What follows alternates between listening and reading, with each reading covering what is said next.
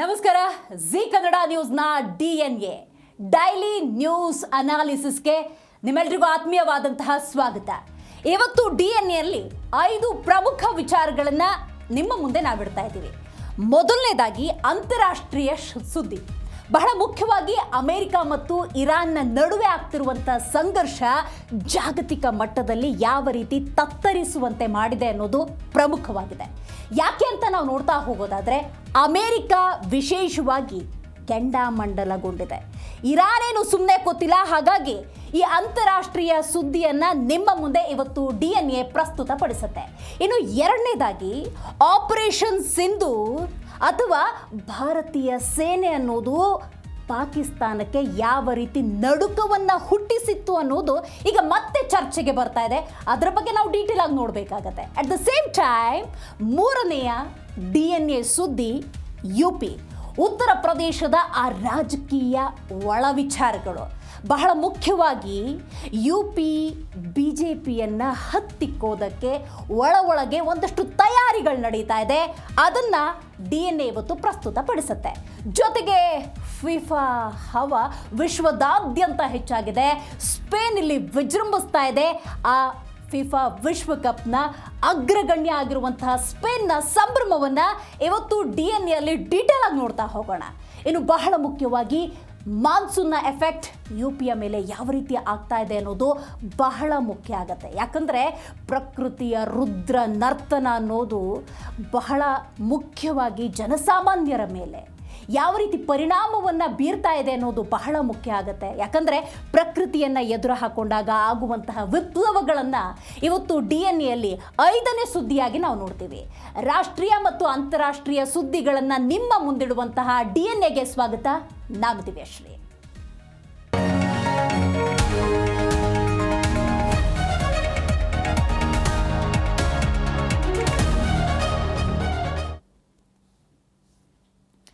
ಅಂತಾರಾಷ್ಟ್ರೀಯ ಸುದ್ದಿ ಅಮೆರಿಕ ಮತ್ತು ಇರಾನ್ ನಡುವಿನ ಯುದ್ಧ. ಬಹಳ ಮುಖ್ಯವಾಗಿ ಅಮೆರಿಕದ ಸೈನಿಕರನ್ನ ಹತ್ಯೆ ಮಾಡಿದ ಹಿನ್ನೆಲೆಯಲ್ಲಿ ಅಮೆರಿಕ ತೆಗೆದುಕೊಳ್ತಿರುವಂತಹ ರಿವೆಂಜ್ ಇದೆಯಲ್ಲ, ಅಮೆರಿಕ ಕೊಡ್ತಾ ಇರುವಂತಹ ಪ್ರತಿಕ್ರಿಯೆ ಇದೆಯಲ್ಲ, ಇದು ಇರಾನ್ನನ್ನು ತತ್ತರಿಸುವಂತ ಮಾಡಿದೆ. ಬಹಳ ಮುಖ್ಯವಾಗಿ ಇರಾನ್ ಕೂಡ ಈ ಸಂದರ್ಭದಲ್ಲಿ ಸುಮ್ಮನೆ ಏನು ಕೂತಿಲ್ಲ. ಇರಾನ್ ಕೂಡ ತನ್ನದೇ ಆದಂತಹ ಪ್ರತಿಕ್ರಿಯೆಯನ್ನು ಕೊಟ್ಟಿದೆ. ವಿಶೇಷವಾಗಿ ಅಮೆರಿಕ ಅಧ್ಯಕ್ಷ ಡೊನಾಲ್ಡ್ ಟ್ರಂಪ್ ಕೊಟ್ಟಿರುವಂತಹ ಹೇಳಿಕೆ ಇರಾನ್ನ ವಿಚಲಿತ ಕೂಡ ಮಾಡಿದೆ. ಸರಿಯಾದಂತಹ ಪ್ರತೀಕಾರವನ್ನು ಕೊಡಲೇಬೇಕು ಅನ್ನುವಂಥ ನಿರ್ಧಾರಕ್ಕೆ ತಂದಿಟ್ಟಿದೆ. ಬಹಳ ಮುಖ್ಯವಾಗಿ ಅಮೆರಿಕ ಇಲ್ಲಿ ಇರಾನ್ನ ಮೇಲೆ 9ನೇ ದಿನ ಕೂಡ ಭೀಕರ ಬಾಂಬ್ ದಾಳಿಯನ್ನು ಮಾಡಿದೆ. ಹಾಗಾದರೆ ಅಮೆರಿಕ ಮತ್ತು ಇರಾನ್ನ ನಡುವೆ ಉಂಟಾಗಿರುವಂಥ ಈ ಯುದ್ಧದ ಸನ್ನಿವೇಶ ಮಗದೊಂದು ಮಹಾಯುದ್ಧಕ್ಕೆ ಕಾರಣವಾಗಬಹುದಾ? ಜಾಗತಿಕವಾಗಿ ಇದು ಎಷ್ಟರ ಮಟ್ಟಿಗೆ ಪರಿಣಾಮವನ್ನು ಉಂಟು ಮಾಡುತ್ತೆ? ಅಮೆರಿಕದ ನಿರಂತರ ಭೀಕರ ಬಾಂಬ್ ದಾಳಿಗೆ, ನಿರಂತರ ಯುದ್ಧದ ದಾಳಿಗೆ ಇರಾನ್ ಯಾವ ರೀತಿ ಪ್ರತ್ಯುತ್ತರವನ್ನು ಕೊಡುತ್ತೆ? ಇರಾನ್ ಅಕ್ಷರಶಃ ಸುದೀರ್ಘವಾಗಿ ಆಗಿರುವಂತಹ ಯುದ್ಧದ ಸನ್ನಿವೇಶದಲ್ಲಿ ತತ್ತರಿಸಿದ್ರೂ ಕೂಡ ಅಮೆರಿಕ ಅಧ್ಯಕ್ಷ ಡೊನಾಲ್ಡ್ ಟ್ರಂಪ್ ಕೊಟ್ಟಿರುವಂಥ ಆ ಸ್ಟೇಟ್ಮೆಂಟನ್ನು ನಾನು ಉಲ್ಲೇಖ ಮಾಡಲೇಬೇಕು. ಇರಾನ್ನನ್ನು ನರಕವನ್ನಾಗಿ ಮಾಡಿ ಅಂತ ಹೇಳಿಕೆಯನ್ನು ಕೊಟ್ಟಿದ್ದಾರೆ. ಈ ಹೇಳಿಕೆಯನ್ನು ಕೊಟ್ಟ ಮೇಲೂ ಕೂಡ ಇರಾನ್ ಇಲ್ಲಿ ಸುಮ್ಮನೆ ಕೂರುವಂತಹ ದೇಶ ಅಲ್ಲವೇ ಅಲ್ಲ. ಹಾಗಾದರೆ ಈ ಅಮೆರಿಕ ಮತ್ತು ಇರಾನ್ ನಡುವಿನ ಯುದ್ಧಕ್ಕೆ ಸಂಬಂಧಪಟ್ಟಂತಹ ಒಂದಷ್ಟು ಡೀಟೇಲ್ಸನ್ನು ನೋಡ್ತಾ ಹೋಗೋಣ. ಇರಾನ್ ಮೇಲೆ ಟ್ರಂಪ್ ಪ್ರತೀಕಾರದ ಜ್ವಾಲೆ ಇದೆ. ಹಾಗಾದರೆ ಇದು ಯಾವ ರೀತಿ ಪರಿಣಾಮವನ್ನು ಬೀರ್ತಾ ಇದೆ? ಡೀಟೇಲ್ ಆಗಿ ಇದರಲ್ಲಿ ನಾವು ನೋಡ್ತಾ ಹೋಗೋದಾದರೆ, ಹೌದು, ಡೊನಾಲ್ಡ್ ಟ್ರಂಪ್ ಕೊಟ್ಟಂತಹ ಸ್ಟೇಟ್ಮೆಂಟ್ ಇಲ್ಲಿ ಬಹಳ ಮುಖ್ಯ ಆಗುತ್ತೆ. ಮೊದಲನೇದಾಗಿ ಜೋರ್ಡನ್ನ ಮುವಾಫಾಕ್ ಸಾಲ್ಟಿ ವಾಯುನೆಲೆಯ ಮೇಲೆ ಇರಾನ್ ಮಾಡಿದಂತಹ ದಾಳಿ, ಇಲ್ಲಾಗಿರುವಂತಹ ಪರಿಣಾಮ 2 US ಸೈನಿಕರ ಸಾವು ಸಂಭವಿಸುತ್ತೆ.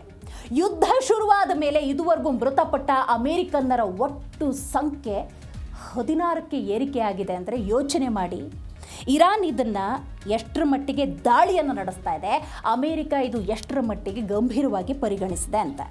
ಜೋರ್ಡನ್ನಲ್ಲಿ ನಡೆದಂತಹ ಅಮೆರಿಕ ಸೈನಿಕರ ಹತ್ಯೆ ಈಗ ಜಾಗತಿಕ ಮಟ್ಟದಲ್ಲಿ ಮಹಾಯುದ್ಧಕ್ಕೆ ನಾಂದಿ ಹಾಡಿದೆ.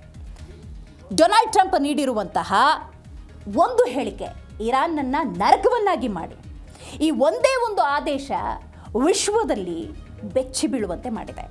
ಬಂದರ್ ಅಬ್ಬಾಸ್ನಿಂದ ಚಾಬಹಾರ್ವರೆಗೆ ಅಮೆರಿಕ ಕ್ಷಿಪಣಿಗಳು ಅಬ್ಬರಿಸ್ತಾ ಇದ್ದರೆ ಇರಾನ್ ಕೂಡ ಅಮೆರಿಕದ ಅತ್ಯಾಧುನಿಕ ಡ್ರೋನನ್ನು ಹೊಡೆದುರುಳಿಸಿ ಸೇಡು ತೀರಿಸ್ಕೊಳ್ತಾ ಇದೆ. ಹಾಗಾಗಿ ಇಲ್ಲಿ ಅಮೆರಿಕ ಮತ್ತು ಇರಾನ್ನ ನಡುವಿನ ಯುದ್ಧ ಜಾಗತಿಕ ಮಟ್ಟದಲ್ಲಿ ಒಂದು ರೀತಿಯ ಪರಿಣಾಮವನ್ನು ಬೀರ್ತಾ ಇದ್ದರೆ ಅಮೆರಿಕ ಮತ್ತು ಇರಾನ್ ಯಾವ ಮಟ್ಟಕ್ಕೆ ಹೋಗ್ತಿದೆ ಅನ್ನೋದನ್ನು ನೋಡಬಹುದು. ಹೌದು, ಜೋರ್ಡನ್ನ ಮುವಾಫಕ್ ಸಾಲ್ಟಿ ವಾಯುನೆಲೆ ಹಾಗೂ ಟವರ್ 22 US ಸೇನಾ ನೆಲೆಯ ಮೇಲೆ ಇರಾನ್ ನಡೆಸಿದ ವಿನಾಶಕಾರಿ ಕ್ಷಿಪಣಿಯ ದಾಳಿ ಅದು. ಈಗ ಅಮೆರಿಕ ರೌದ್ರಾವತಾರ ತಾಳುವಂತೆ ಮಾಡಿದೆ ಇರಾನ್ನ ಈ ಭೀಕರ ದಾಳಿಗೆ. ಇಬ್ಬರು ಅಮೆರಿಕ ಸೈನಿಕರು ವೀರ ಮರಣವನ್ನಪ್ತಾರೆ, ಮತ್ತೊಬ್ಬ ಸೈನಿಕ ಕಾಣೆಯಾಗಿದ್ದಾನೆ ಅನ್ನುವಂಥ ಮಾಹಿತಿ ಇದೆ. ವಿಶೇಷವಾಗಿ ಅಮೆರಿಕ ಇದನ್ನು ಒಪ್ಪಿಕೊಳ್ಳೋದಿಲ್ಲ. ಯಾಕೆ ಅಂತ ನಾನು ಹೇಳ್ತೀನಿ ಡೀಟೇಲ್ ಆಗಿ. ವಿಶ್ವಮಟ್ಟದಲ್ಲಿ ಸೈನಿಕ ಪಡೆ ಅಂದಾಗ ವಿಶೇಷವಾಗಿ ಅಮೆರಿಕ ಇರ್ಬೋದು, ಚೀನಾ ಅಗ್ರಸ್ಥಾನದಲ್ಲಿ ನಿಂತ್ಕೊಳ್ತವೆ. ಈ ರೀತಿಯ ಹೊಡೆತವನ್ನು ಅಮೆರಿಕ ಒಪ್ಪಿಕೊಳ್ಳೋದಿಲ್ಲ ಅಟ್ ಎನಿ ಕಾಸ್ಟ್. ತನ್ನ ಎದುರಿಗೆ ನಿಂತಹ ಸಣ್ಣ ಪುಟ್ಟ ದೇಶಗಳನ್ನು ನಾಮಾವಶೇಷ ಮಾಡುವಂಥ ಸೈನಿಕ ಪಡೆ ನನ್ನ ಹತ್ರ ಇದೆ ಅನ್ನುವಂತಹ ಒಂದು ಅಹಂಕಾರ ಕೂಡ ಅಮೆರಿಕಾಗಿದೆ. ಸೊ ಹಾಗಾಗಿ ಇದು ಬಹಳ ಮುಖ್ಯ ಆಗುತ್ತೆ. ಇರಾನ್ನ ಹೈಪೋಸೋನಿಕ್ ಹಾಗೂ ಬಾಲಿಸ್ಟಿಕ್ ಕ್ಷಿಪಣಿಗಳು ಹೊಸ ಟರ್ಮಿನಲ್ ಮ್ಯಾನ್ಯುವಲ್ ತಂತ್ರಜ್ಞಾನದೊಂದಿಗೆ ಹಾದಿಯನ್ನು ಬದಲಿಸಿ ದಾಳಿ ಮಾಡ್ತಾ ಇರೋದು ಪೆಂಟಗನ್ ಅಧಿಕಾರಿಗಳಿಗೆ ದೊಡ್ಡ ತಲೆನೋವಾಗಿ ಪರಿಣಮಿಸಿದೆ. ತಮ್ಮ ಸೈನಿಕರ ಹತ್ಯೆಯಿಂದಾಗಿ ಕೆರಳಿರುವಂತಹ ಡೊನಾಲ್ಡ್ ಟ್ರಂಪ್ ಪ್ರತೀಕಾರದ ಜ್ವಾಲೆಯನ್ನು ಹೆಚ್ಚು ಮಾಡಿಕೊಂಡಿದ್ದಾರೆ. ಬಹಳ ಮುಖ್ಯವಾಗಿ ನೀವಿಲ್ಲಿ ಗಮನಿಸಬಹುದು, ಅರಬ್ ದೇಶಗಳ ಮೇಲೆ ಆಗ್ತಿರುವಂತಹ ದಾಳಿ ಇದು ಬಹಳ ಮುಖ್ಯವಾದಂಥ ವಿಚಾರ. ಯಾಕೆ ಅಂತ ಹೇಳಿದ್ರೆ ನೀವು ಆರಂಭದಲ್ಲೂ ಕೂಡ ಗಮನಿಸಬಹುದು, ಯಾವಾಗ ಅಮೆರಿಕ ಮತ್ತು ಇರಾನ್ನ ನಡುವೆ ಒಂದು ಸಂದಿಗ್ಧತೆ ಯುದ್ಧದ ವಿಚಾರದಲ್ಲಿ ಆರಂಭ ಆಯಿತು, ಅಮೆರಿಕದ ವಾಯುನೆಲೆಗಳನ್ನು ಇರಾನ್ ಗುರಿಯಾಗಿಸ್ಕೊಳ್ಳುತ್ತೆ. ಒಂದು ಸ್ಪಷ್ಟ ಸಂದೇಶವನ್ನು ಇರಾನ್ ರವಾನೆ ಮಾಡುತ್ತೆ, ಷರತ್ತುಗಳ ಮೇಲೆ ಷರತ್ತನ್ನು ವಿಧಿಸುತ್ತೆ. ಜೆನೆವಾದಿನ್ನೂ ಮಾತುಕತೆ ನಡೀತಾ ಇತ್ತು, ಅಷ್ಟರಲ್ಲೇ ಅಮೆರಿಕ ಮಾಡಿದಂತಹ ದಾಳಿ ಇಸ್ರೇಲ್ ಜೊತೆಗೂಡಿ ಅದು ಇರಾನ್ ಕೂಡ ಒಪ್ಪಿಕೊಳ್ಳೋದಿಲ್ಲ. ಈಗೇನಾಗಿದೆ ಅಂತ ಹೇಳಿದ್ರೆ ಆ ಕೊಲ್ಲಿ ರಾಷ್ಟ್ರಗಳು ನಾಮಾವಶೇಷ ಆಗುವಂತಹ ಸನ್ನಿವೇಶ ಕೂಡ ಬಂದೊದಗಿದೆ. ಅದಕ್ಕೆ ಸಂಬಂಧಪಟ್ಟಂಥ ಒಂದಷ್ಟು ಡೀಟೇಲ್ಸ್ ಕೂಡ ಇದೆ. ಯಾಕಂತ ಹೇಳಿದ್ರೆ ಅರಬ್ ರಾಷ್ಟ್ರಗಳು ಹಂತ ಹಂತವಾಗಿ ಇಲ್ಲಿ ಯಾವ ರೀತಿ ಬಲಿಯಾಗ್ತಿದೆ ಅನ್ನೋದನ್ನು ನೋಡಬಹುದು. ಅಮೆರಿಕವನ್ನು ಪರ್ಟಿಕ್ಯುಲರ್ ಆಗಿ ಬೆಂಬಲಿಸ್ತಾ ಇರುವಂತಹ 6 ಅರಬ್ ದೇಶಗಳನ್ನು ಇಲ್ಲಿ ಗುರಿಯಾಗಿಸ್ಕೊಂಡಿದೆ ಇರಾನ್ ಅಂತ ಹೇಳಿದ್ರೆ ನಿಜಕ್ಕೂ ತಪ್ಪಾಗುವುದಿಲ್ಲ. ಕುವೈತ್ನ ಪರ್ಟಿಕ್ಯುಲರ್ ಪ್ಲೇಸ್ನ ನಾವು ನೋಡ್ತಾ ಹೋಗೋದಾದ್ರೆ ಅಲ್ ಸುಬಿಯಾ ವಿದ್ಯುತ್ ಮತ್ತು ಬೃಹತ್ ಜಲ ಶುದ್ಧೀಕರಣ ಘಟಕದ ಮೇಲೆ ಆಗಿರುವಂತಹ ದಾಳಿ ಇದು. ಯಾಕಂತ ಹೇಳಿದ್ರೆ ಇಂಥ ಯುದ್ಧದ ಸನ್ನಿವೇಶದಲ್ಲಿ ಚೂಸಿಂಗ್ ದ ಪ್ಲೇಸಸ್ ಅಂತ ಏನಿರುತ್ತೆ, ಏಕದಮ್ ಯಾವುದೋ ಜನಸಾಮಾನ್ಯ ಜನನಿಬಿಡ ಪ್ರದೇಶಗಳ ಮೇಲೆ ದಾಳಿ ಆಗೋದಿಲ್ಲ. ದೇಶ ನಡಿಬೇಕು ಅಂದರೆ ಇರುವಂತಹ ಜಾಗಗಳನ್ನು ಗುರಿಯಾಗಿಸ್ಕೊಳ್ತವೆ ಈ ಯುದ್ಧದ ಸನ್ನಿವೇಶಗಳು. ಅದರಲ್ಲಿ ಅಲ್ ಸುಬಿಯಾ ವಿದ್ಯುತ್ ಮತ್ತು ಬೃಹತ್ ಜಲ ಶುದ್ಧೀಕರಣ ಘಟಕ ಏನಿದೆ ಅದರ ಮೇಲೆ ಆಗಿರುವಂಥ ದಾಳಿ. ಕುವೈತ್ನ ನೋಡಿ ಗಮನಿಸಿ, 90ರಷ್ಟು ಕುಡಿಯುವ ನೀರು ಪೂರೈಕೆ ಬಂದಾಗುವಂತಹ ಭೀತಿ ಇದೆ. ವೈ ಇಟ್ ಈಸ್ ಕೊಲ್ಲಿ ರಾಷ್ಟ್ರಗಳು ಅಂತ ನೋಡೋದಾದರೆ, ನೀವು ಭರತ ಭೂಮಿಯಲ್ಲಿ ಎಲ್ಲೇ ಕುಡಿದ್ರೂ ಕೂಡ ನೀರು ಸಿಗುತ್ತೆ. ಆದರೆ ಅರಬ್ ಕಂಟ್ರಿಗಳು it is not like that. ನಿಮಗಲ್ಲಿ ತೈಲ ಲಭ್ಯ ಆಗುತ್ತೆ. ಅಲ್ಲಿರುವಂತಹ ಅಭಾವ ಏನು ಅಂತ ಹೇಳಿದ್ರೆ ಆ ನೀರು ಜಲ ಶುದ್ಧೀಕರಣ ಘಟಕದ ಮೇಲೆ ದಾಳಿ ಅಂದಾಗ see the strategy how it will work out ಅಂತ ಹೇಳಿ. ಸೊ ಬಹ್ರೈನ್ನಲ್ಲಿರುವ ಅಮೆರಿಕದ 5ನೇ ನೌಕಾಪಡೆಯ ಪ್ರಧಾನ ಕಚೇರಿಯೇ ಇರಾನ್ನ ಟಾರ್ಗೆಟ್. ತಬ್ರೀಜ್ ಮತ್ತು ಹಾರ್ಮುಜ್ಗನ್ ನೀವು ಗಮನಿಸ್ತಾ ಇದ್ದೀರಿ ಯಾವ ರೀತಿಯ ಕೆಲವೊಂದು ಪರ್ಟಿಕ್ಯುಲರ್ ಪ್ಲೇಸ್ಗಳನ್ನು ಟಾರ್ಗೆಟ್ ಮಾಡಿಕೊಂಡು ಇಲ್ಲಿ ಆಗ್ತಿರುವಂತಹ ದಾಳಿ ಯಾವ ರೀತಿ ಪರಿಣಾಮವನ್ನು ಅಮೆರಿಕಾಗೆ ನೀಡ್ತಾ ಇದೆ ಅಂತ. ಇನ್ನು ಸೌದಿ ಅರೇಬಿಯಾದ ಪ್ರಿನ್ಸ್ ಸುಲ್ತಾನ್ ಏರ್ಬೇಸ್ ಮೇಲೆ ಇರಾನ್ನ ಬ್ಯಾಲಿಸ್ಟಿಕ್ ಕ್ಷಿಪಣಿಯ ಅಟ್ಯಾಕ್ ಆಗಿದೆ. ಸೊ ಹಾಗಾಗಿ ಈ ಸರಣಿ ಏನಿದೆ ವಿನಾಶಕಾರಿ ದಾಳಿಗಳಿಂದಾಗಿ ಇಡೀ ಗಲ್ಫ್ ರಾಷ್ಟ್ರಗಳಲ್ಲಿ ಪ್ರಸ್ತುತ ಭೀಕರ ತುರ್ತು ಪರಿಸ್ಥಿತಿ ಹಾಗೂ ಯುದ್ಧದ ಆತಂಕ ನಿರ್ಮಾಣವಾಗಿದೆ. ಇನ್ನು ಬಹಳ ಮುಖ್ಯವಾಗಿ ನೀವು ಗಮನಿಸಬಹುದು, ಫೆಬ್ರವರಿ 28ರಿಂದ ಆದಂತಹ ಯುದ್ಧದ ಸನ್ನಿವೇಶಕ್ಕೂ ರೈಟ್ ನಾವು ಆಗ್ತಿರುವಂತಹ ಯುದ್ಧದ ಸನ್ನಿವೇಶಕ್ಕೂ ಬಹಳ ವ್ಯತ್ಯಯ ಇದೆ. ಆಗ ಮಾತುಕತೆಯ ಕೆಲವೊಂದು ವಿಚಾರಗಳು ನಡೀಬಹುದು ಅನ್ನುವಂತಹ ವಾತಾವರಣ ಇತ್ತು. Right now it is not. ಆ ಥರದ ವಾತಾವರಣ ಇಲ್ಲ. ದಾಳಿಗೆ ಪ್ರತಿದಾಳಿ ಅನ್ನುವಂತಹ ಸನ್ನಿವೇಶ ಈಗ ಹೆಚ್ಚಾಗಿದೆ. ಸೊ ಹಾಗಾಗಿ ಕುವೈತ್ನ ಅಲ್ ಸುಬಿಯಾ ವಿದ್ಯುತ್ ಇರ್ಬೋದು, ಬೃಹತ್ ಜಲಶುದ್ಧೀಕರಣ ಘಟಕದ ಮೇಲೆ ದಾಳಿ ಮಾಡಿರುವುದರಿಂದಾಗಿ ಆ ಅರಬ್ ಕಂಟ್ರಿಗಳನ್ನು ಕೊಲ್ಲಿ ರಾಷ್ಟ್ರಗಳನ್ನು ಟಾರ್ಗೆಟ್ ಮಾಡಿಕೊಂಡು ಮಾಡ್ತಿರುವಂಥ ದಾಳಿ ಅಮೇರಿಕಾದ ಬಲವನ್ನು ಕುಗ್ಗಿಸುವ ಒಂದು ತಂತ್ರ.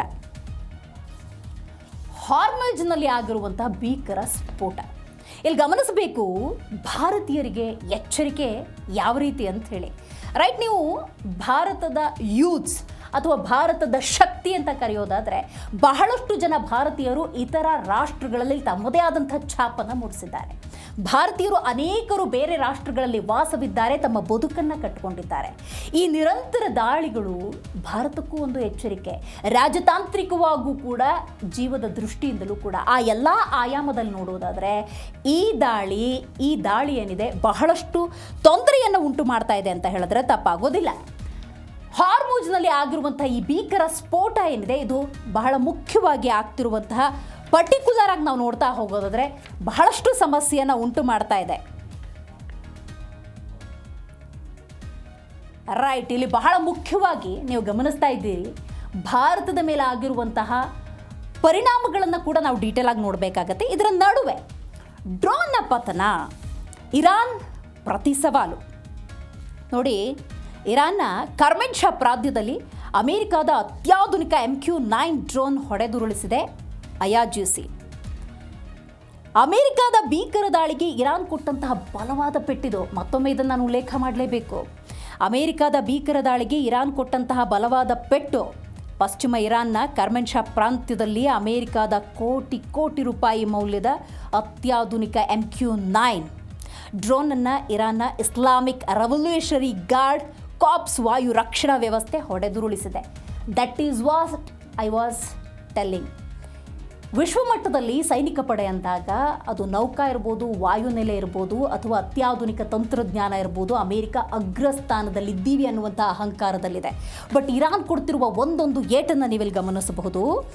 MQ-9 ಕೋಟ್ಯಾಂತರ ರೂಪಾಯಿ ಮೌಲ್ಯದ ಅತ್ಯಾಧುನಿಕ MQ-9 ಅನ್ನುವಂಥ ಡ್ರೋನನ್ನು ಇರಾನ್ ಹೊಡೆದುರುಳಿಸಿರುವುದು ಡೆಫಿನೆಟ್ಲಿ ಅಮೇರಿಕ ಇನ್ನೂ ಕೂಡ ತನ್ನನ್ನು ಕರೆಕ್ಷನ್ ಮಾಡ್ಕೋಬೇಕು, ಸರಿಯಾದ ರೀತಿಯಲ್ಲಿ ದಾಳಿ ನಡೆಸಬೇಕು ಅಂತ ಪರಾಮರ್ಶೆ ಮಾಡಿಕೊಳ್ಬೇಕಾಗಿದೆ. ಟ್ರಂಪ್ ಸಹಿ ಮಾಡಿದ ಪೇಪರ್ ಕೇವಲ ಕಸಕ್ಕೆ ಸಮ ಅಂತ ಹೇಳಿದೆ ಇರಾನ್. ನಾನಾಗಲೇ ಉಲ್ಲೇಖ ಮಾಡ್ತಾ ಇದ್ದೆ, ಇರಾನ್ ಅಷ್ಟು ಸುಲಭದ ರಾಷ್ಟ್ರ ಅಲ್ಲ, ತನ್ನದೇ ಆದಂಥ ಸಿದ್ಧಾಂತವನ್ನು ಹೊಂದಿರುವಂಥ ರಾಷ್ಟ್ರ. ಇರಾನ್ ಒಂದು ನಿರ್ಧಾರ ತಗೋಬೇಕು ಅಂದರೆ ದೇಶದೊಳಗೆ ಪರ ವಿರೋಧ ಬೇರೆ, ಆದರೆ ಇತರ ದೇಶದ ನಡುವಿನ ಹೋರಾಟ ಅಂದಾಗ ತೆಗೆದುಕೊಳ್ಳುವಂಥ ನಿರ್ಣಯಗಳೇ ಬೇರೆ.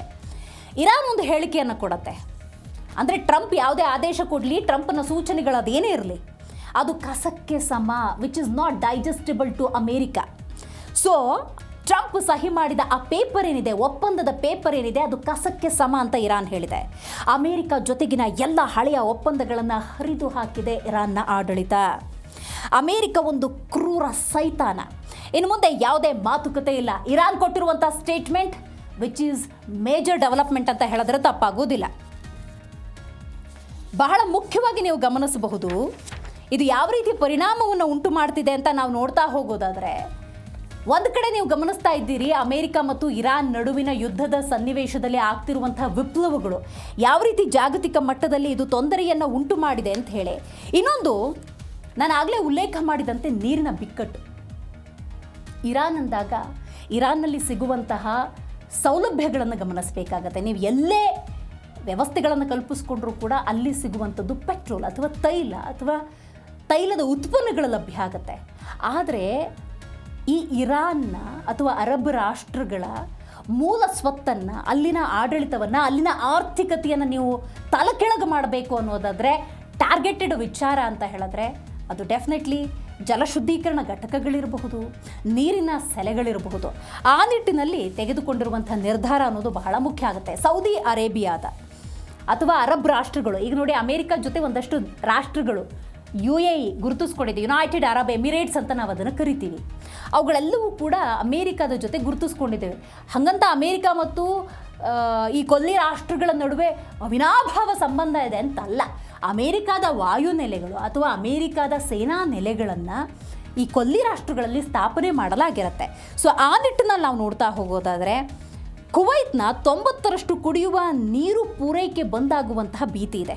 ಅಮೇರಿಕವನ್ನು ಬೆಂಬಲಿಸ್ತಾ ಇರುವಂತಹ 6 ಅರಬ್ ಗಲ್ಫ್ ರಾಷ್ಟ್ರಗಳ ಮೇಲೆ ಇರಾನ್ನ ಕ್ಷಿಪಣಿಯ ಮಳೆ, ಕ್ಷಿಪಣಿಯ ಮಳೆ, ನೀರಿಗೆ ಹಾಹಾಕಾರ ಉಂಟು ಮಾಡುವಂಥ ಸಂದಿಗ್ಧತೆಯನ್ನು ಇರಾನ್ ತಂದಿಡುವ ಎಲ್ಲ ಪ್ರಯತ್ನವನ್ನು ಮಾಡ್ತಾ ಇದೆ. ಸೊ ಇರಾನ್ ಈ ಬಾರಿ ಕೇವಲ ಅಮೆರಿಕ ಮಾತ್ರವಲ್ಲದೆ ಅದಕ್ಕೆ ಬೆಂಬಲ ನೀಡ್ತಾ ಇರುವ ಅದ್ಯಾವುದೇ ರಾಷ್ಟ್ರ ಆದರೂ ಕೂಡ ತಾನು ಅದರ ಮೇಲೂ ಕೂಡ ಯಾವ ರೀತಿ ಪ್ರತೀಕಾರವನ್ನು ತೀರಿಸ್ಕೊಳ್ಬೇಕು ಅನ್ನುವಂಥ ನಿರ್ಧಾರ ಮಾಡ್ದಂಗೆ ಕಾಣ್ತಾ ಇದೆ. Saudi Arabia, UAE, Bahrain, Qatar ಸೇರಿದ ಹಾಗೆ 6 ದೇಶಗಳ ಮೇಲೆ ಏಕಕಾಲದಲ್ಲಿ ಕ್ಷಿಪಣಿ ಹಾಗೂ ಡ್ರೋನ್ ಮಳೆಗರೆದಿದೆ.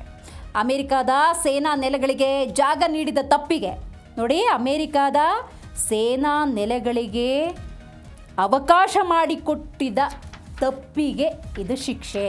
ಅಂದರೆ ಯಾವ ರೀತಿ ಇರಾನ್ ಒಂದೊಂದೇ ಸ್ಟ್ರಾಟಜಿಯನ್ನು ಇಲ್ಲಿ ಮಾಡುತ್ತೆ ಅನ್ನೋದನ್ನು ಗಮನಿಸಬಹುದು. So the next point very very important. ಇಂಥ ಯುದ್ಧದ ಸನ್ನಿವೇಶದಲ್ಲಿ ಭಾರತದ ಪಾತ್ರ ಏನು? ಭಾರತ ಏನು ಮಾಡುತ್ತೆ?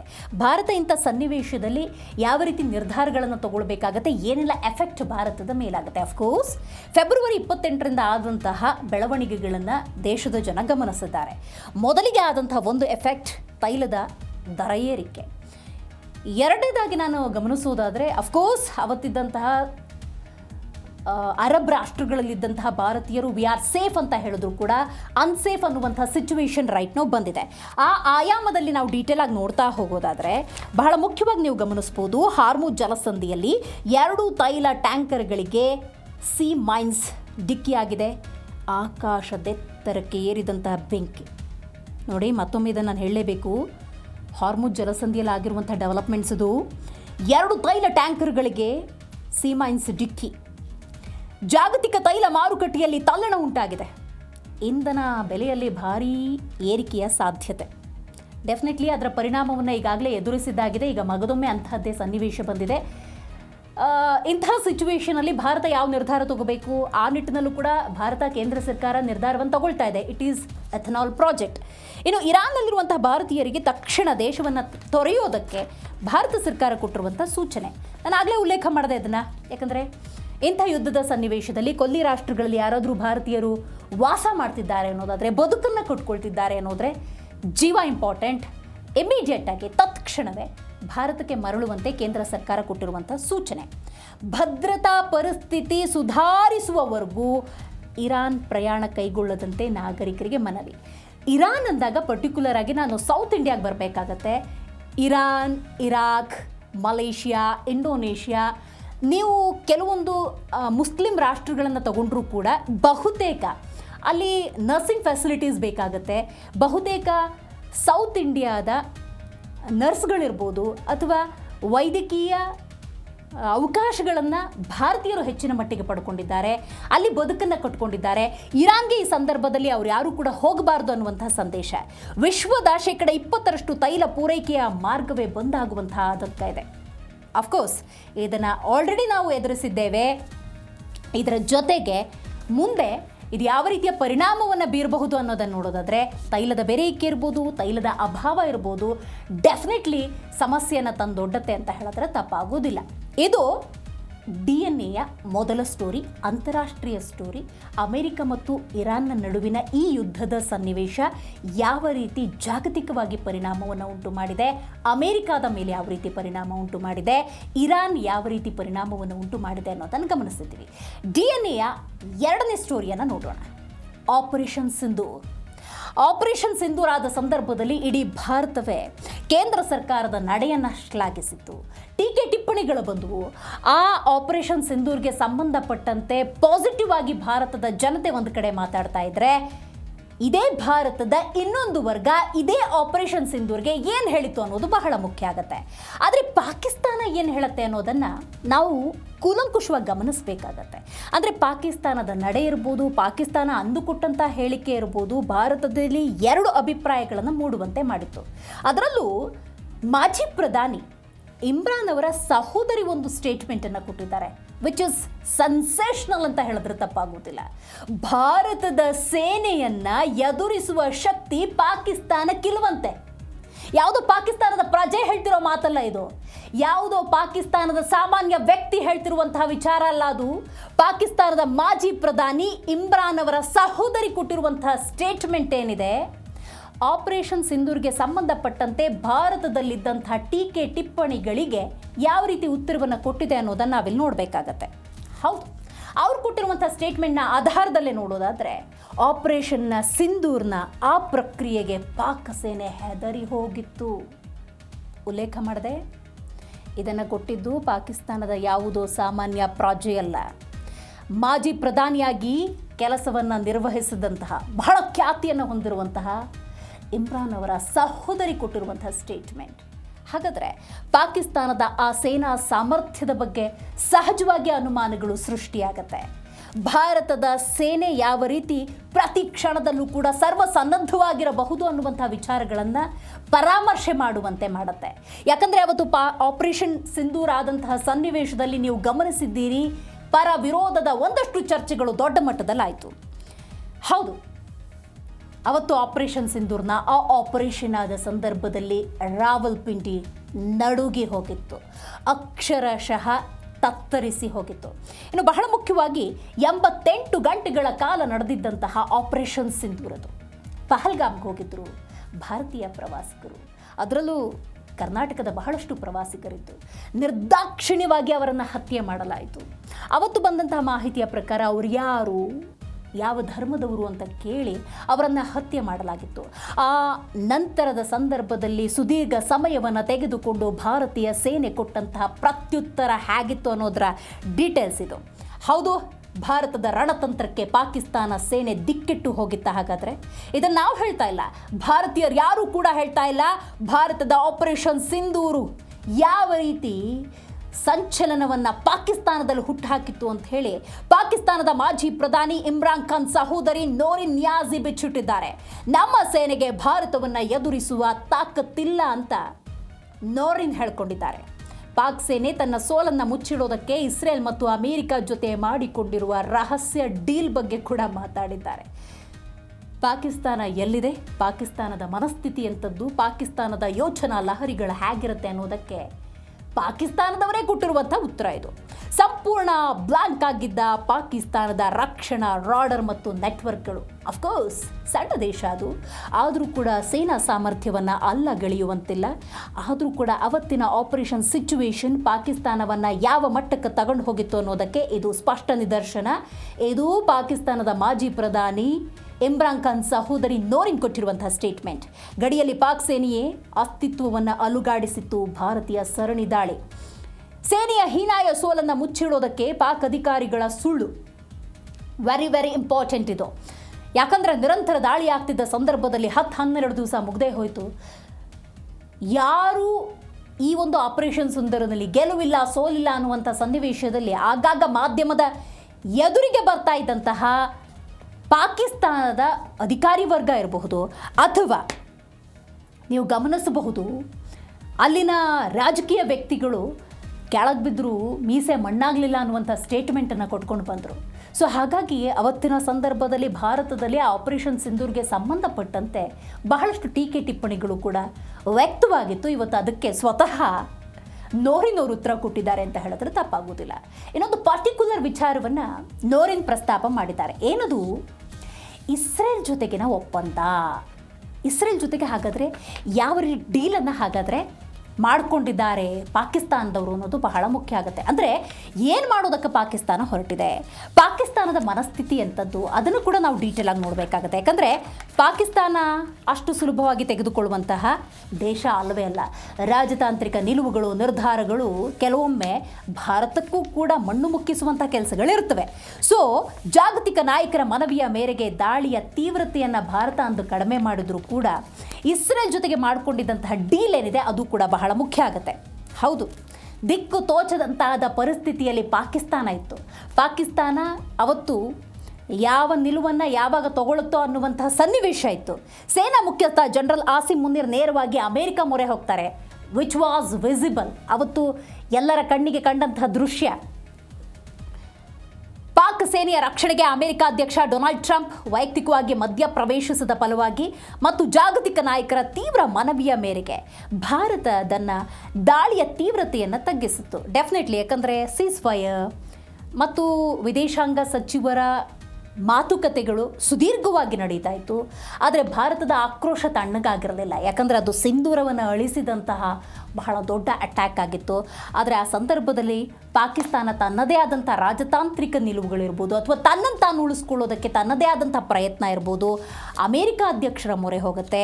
ಜೊತೆಗೆ ಏನಾಯಿತು ಅಂತ ನೋಡ್ತಾ ಹೋಗೋಣ. ಭಾರತದ ಹೊಡೆತದಿಂದ ಬಚಾವಾಗುವುದಕ್ಕೆ ಪಾಕಿಸ್ತಾನದ ಮೂಲ ಸಿದ್ಧಾಂತವನ್ನೇ ಗಾಳಿಗೆ ತೂರಿ ಇಸ್ರೇಲ್ ದೇಶವನ್ನು ಅಧಿಕೃತವಾಗಿ ಗುರುತಿಸೋದಕ್ಕೆ ಮತ್ತು ಐತಿಹಾಸಿಕ ಅಬ್ರಹಾಂ ಒಪ್ಪಂದಕ್ಕೆ ಸಹಿ ಹಾಕೋದಕ್ಕೆ ಸಮ್ಮತಿಸಿದ್ದಾರೆ ಅಂತ ಇಮ್ರಾನ್ ಖಾನ್ ಸಹೋದರಿ ನೋರಿನ್ ನಿಯಾಜಿ ಗಂಭೀರ ಆರೋಪವನ್ನು ಮಾಡಿದ್ದಾರೆ. ತನ್ನ ಉಳಿವಿಗಾಗಿ ಪಾಕಿಸ್ತಾನ ಇಸ್ರೇಲ್ ಜೊತೆಗೆ ಸೀಕ್ರೆಟ್ ಡೀಲ್ ಕುದುರಿಸೋದಕ್ಕೆ ಮುಂದಾಗಿರುವುದು ಈಗ ಇಡೀ ಜಗತ್ತಿನಲ್ಲಿ ಸಂಚಲನವನ್ನು ಹುಟ್ಟುಹಾಕಿದೆ. ಬಹಳ ಮುಖ್ಯವಾಗಿ ನೀವು ಗಮನಿಸ್ಬೋದು,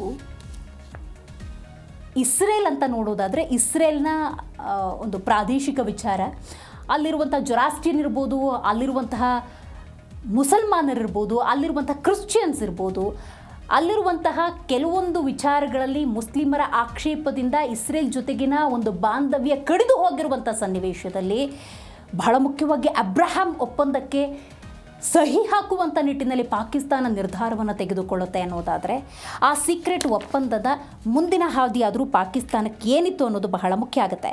ಪಾಕ್ ಸೇನೆಯ ರಕ್ಷಣೆಗೆ ವೈಯಕ್ತಿಕವಾಗಿ ಹಾಗಾದರೆ ಡೊನಾಲ್ಡ್ ಟ್ರಂಪ್ ಮಧ್ಯಪ್ರವೇಶ ಏನಾದರೂ ಮಾಡಿದ್ರೆ ಅಬ್ರಹಾಂ ಒಪ್ಪಂದಕ್ಕೆ ಸೇರೋದಕ್ಕೆ ಮತ್ತು ಇಸ್ರೇಲ್ ಗುರುತಿಸೋದಕ್ಕೆ ಪಾಕಿಸ್ತಾನಕ್ಕೆ ಒಪ್ಪಿಗೆಯನ್ನು ಏನಾದರೂ ಸೂಚಿಸಿದ್ರೆ ಭಾರತದ ಆ ವೇಗಕ್ಕೆ ಹೆದರಿಯೇ ಅಮೇರಿಕ ಮೊರೆ ಹೋಗಿದ್ದಂತಹ ಜನರಲ್ ಅಸಿಮ್ ಮುನೀರ್ ತೆಗೆದುಕೊಂಡಂತಹ ನಿರ್ಣಯದ ಕುರಿತಂತೆ ಮಾಜಿ ಪ್ರಧಾನಿ ಇಮ್ರಾನ್ ಖಾನ್ ಅವರ ಸಹೋದರಿ ನೋರಿನ್ ಅವರು ಆಕ್ಷೇಪವನ್ನು ವ್ಯಕ್ತಪಡಿಸಿದ್ದಾರೆ. ಇನ್ನು ಬಹಳ ಮುಖ್ಯವಾಗಿ ತನ್ನ ಸೇನೆಯ ಕುರಿತಂತೆ ಅವರಿಗಿರುವಂತಹ ಸಾಮರ್ಥ್ಯದ ಪ್ರಶ್ನೆಯನ್ನು ಉಲ್ಲೇಖ ಮಾಡಿದ್ದಾರೆ. ಭಾರತ ಅಲ್ಲ ಇದನ್ನು ಪ್ರಸ್ತಾಪ ಮಾಡ್ತಿರೋದು, ಅಮೇರಿಕಾದ ಮಾಜಿ ಪ್ರಧಾನಿಯಾಗಿದ್ದಂಥ ಇಮ್ರಾನ್ ಖಾನ್ ಅವರ ಸಹೋದರಿ ಹೇಳೋ ಪ್ರಕಾರವೇ ನೋಡೋದಾದರೆ ಭಾರತದ ಆ ಸೇನೆಯನ್ನು ಎದುರಿಸುವಂತಹ ತಾಕತ್ತು, ಭಾರತದ ಸೇನಾ ಶಕ್ತಿಯನ್ನು ಎದುರಿಸುವಂಥ ತಾಕತ್ತು ಪಾಕ್ ಸೇನೆಗಿಲ್ಲ ಅನ್ನುವಂಥ ವಿಚಾರವನ್ನು ಉಲ್ಲೇಖ ಮಾಡಿದ್ದಾರೆ. ಅವತ್ತು ರಾವಲ್ಪಿಂಡಿ ಇರ್ಬೋದು, ಪಾಕಿಸ್ತಾನದ ಬಹುಭಾಗಗಳು ತತ್ತರಿಸಿ ಹೋಗಿತ್ತು, ಅಕ್ಷರಶಃ ನಲುಗಿ ಹೋಗಿತ್ತು. ಅದನ್ನು ಭಾರತದ ಸೇನೆ ಇರ್ಬೋದು, ಕೇಂದ್ರ ಸರ್ಕಾರ ಉಲ್ಲೇಖ ಮಾಡಿದ್ರೆ ಒಪ್ಪಿಕೊಳ್ಳುವಂಥ ಸ್ಥಿತಿಯಲ್ಲಿ ಭಾರತದ ಹಲವರು ಇರಲಿಲ್ಲ. ಬಟ್ ರೈಟ್ ನಾವು ಏನಾಗಿದೆ ಅನ್ನೋದು ಬಹಳ ಮುಖ್ಯ ಆಗುತ್ತೆ. ನೋರಿನ್ ಅವರ ಸ್ಟೇಟ್ಮೆಂಟನ್ನೇ ಉಲ್ಲೇಖ ಮಾಡೋದಾದರೆ ಭಾರತದ ಮಿಲಿಟರಿ ಶಕ್ತಿಯ ಕುರಿತಂತೆ ಮಾತಾಡಿದ್ದಾರೆ. ಸ್ವಂತ ದೇಶದ ಸೇನೆಯ ಶಕ್ತಿಯನ್ನು ಲೇವಡಿ ಮಾಡಿದ್ದಾರೆ ಇಮ್ರಾನ್ ಸಹೋದರಿ. ಭಾರತದ ಮಿಲಿಟರಿ ಶಕ್ತಿ ಪಾಕಿಸ್ತಾನಕ್ಕಿಂತ ಕನಿಷ್ಠ 4 ಪಟ್ಟು ಹೆಚ್ಚು ಅಂತ ಹೇಳಿದ್ದಾರೆ ನೋರಿನ್. ತಂತ್ರಜ್ಞಾನ ಮತ್ತು ಆರ್ಥಿಕ ಬಲದ ಮುಂದೆ ಮಂಡಿಯೂರಿದ ಪಾಕಿಸ್ತಾನ. ಅಂದರೆ ಭಾರತ ಸರ್ಕಾರ ಸೇನೆಯನ್ನು ನೀವು ಗಮನಿಸಬಹುದು ಯಾವ ರೀತಿ ಅಭಿವೃದ್ಧಿಪಡಿಸಿದೆ ಅಂತ, ತಂತ್ರಜ್ಞಾನವನ್ನು ಎಷ್ಟರ ಮಟ್ಟಿಗೆ ಅಳವಡಿಸ್ಕೊಂಡಿದೆ ಅನ್ನೋದನ್ನು ನೋರಿನ್ ಅವರ ಸ್ಟೇಟ್ಮೆಂಟಲ್ಲಿ ನಾವು ಅನಾಲಿಸಿಸ್ ಮಾಡಿದ್ರೆ ಖಂಡಿತ ಅರ್ಥ ಆಗುತ್ತೆ. ಇನ್ನು ಜೈಲಿನಲ್ಲಿರುವ ಇಮ್ರಾನ್ ಖಾನ್ ವಿರುದ್ಧ ಸೇನಾ ಪಿತೂರಿಗೆ ಕಿಡಿ. ಬಹಳ ಮುಖ್ಯವಾದಂಥ ವಿಚಾರ ಇದು. ಜೈಲಿನಲ್ಲಿದ್ದಂತಹ ಇಮ್ರಾನ್ ಖಾನ್ ವಿರುದ್ಧದ ಸೇನಾ ಪಿತೂರಿಗೆ ಕಿಡಿ. ಇನ್ನು ಸೇನಾಧಿಕಾರಿಗಳ ಭ್ರಷ್ಟಾಚಾರದಿಂದ ಪಾಕ್ ರಕ್ಷಣಾ ವ್ಯವಸ್ಥೆ ಹಾಳು.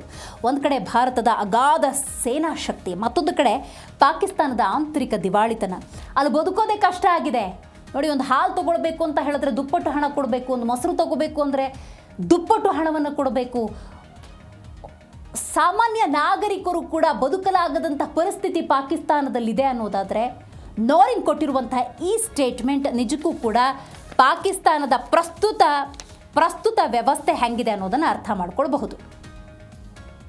ಹಾಗಾದರೆ ಆಪರೇಷನ್ ಸಿಂಧೂರದ ಸಮಯದಲ್ಲಿ ಆಪರೇಷನ್ ಸಿಂಧೂರ್ ಆಗ್ತಾ ಇದ್ದಿದ್ದು ಭಾರತದ ಕಡೆಯಿಂದ ಆದರೂ ಕೂಡ ನೀವು ಗಮನಿಸಬಹುದು 4 ಕಡೆಯಿಂದ ಪಾಕ್ ದಿಗ್ಬಂಧನಕ್ಕೆ ಒಳಗಾಗಿತ್ತು. ಪಾಕ್ನ ಪರಿಸ್ಥಿತಿ ಹೇಗಿದೆ ಅನ್ನೋದನ್ನು ನಾವೆಲ್ಲ ಅರ್ಥ ಮಾಡ್ಕೊಳ್ಬೇಕಾಗತ್ತೆ. ಬಲೂಚಿಸ್ತಾನದ ಬಂಡಾಯ ಬಲೂಚಿಗಳು ಅದೆಷ್ಟೋ ಸಂದರ್ಭದಲ್ಲಿ ಬಹಿರಂಗವಾಗಿ ಹೇಳ್ಕೊಂಡಿದ್ದಾರೆ, we want to be with India, ನಾವು ಭಾರತದ ಜೊತೆ ಗುರುತಿಸ್ಕೊಳ್ಬೇಕು ಅಂತ. ಪಿಒಕೆಯಲ್ಲಿ ಆಡಳಿತ ವಿರೋಧಿ ಅಲೆ, ಅಫ್ಕೋರ್ಸ್ ಲೈನ್ ಆಫ್ ಕಂಟ್ರೋಲಲ್ಲಿ ಆಗಿರುವಂತಹ ಸಮಸ್ಯೆಗಳು ಒಂದೆರಡಲ್ಲ. ಸೊ ಪಿಒಕೆಯಲ್ಲಿ ಆಡಳಿತ ವಿರೋಧಿ ಅಲೆ ಎಷ್ಟರ ಮಟ್ಟಿಗಿದೆ ಅನ್ನೋದನ್ನು ಗಮನಿಸ್ಬೋದು. TTP ಉಗ್ರರಿಂದ ಪಾಕ್ ಭದ್ರತಾ ಪಡೆಗಳ ಮೇಲೆ ಆಗಿರುವಂಥ ನಿರಂತರ ದಾಳಿ. ಇನ್ನು ಚೀನಾ ಪಾಕಿಸ್ತಾನ ಕಾರಿಡಾರ್ CPEC ಅಂತ ಕರಿತೀವಿ ಅದನ್ನು, ಆ ಯೋಜನೆಗಳಿಗೆ ಭಾರಿ ಭೀತಿ ಎದುರಾಗಿತ್ತು. ಇನ್ನು ಸೋಲನ್ನು ಮುಚ್ಚಿಡೋದಕ್ಕೆ ISISಗೆ ಉಗ್ರರನ್ನೇ ದಾಳವಾಗಿ ಹಾಗಾದರೆ ಪಾಕ್ ಸೇನೆ ಅವತ್ತು ಬಳಸ್ತಾ ಪ್ರಶ್ನೆ.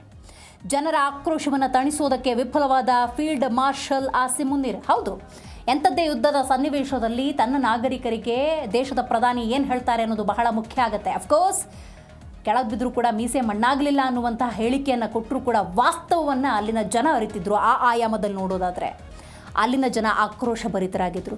ಬೇಕಾಗಿರಲಿಲ್ಲ ಈ ಒಂದು ನಡೆ ಅನ್ನುವಂಥ ಅಭಿಪ್ರಾಯವನ್ನು ವ್ಯಕ್ತಪಡಿಸಿದರು. ಅಂತಹ ಸಂದರ್ಭದಲ್ಲಿ ಜನರ ಆಕ್ರೋಶವನ್ನು ತಣಿಸೋದಕ್ಕೆ ಫೀಲ್ಡ್ ಮಾರ್ಷಲ್ ಆಸಿಮ್ ಮುನೀರ್ ಸಂಪೂರ್ಣವಾಗಿ ವಿಫಲರಾಗಿದ್ದರು.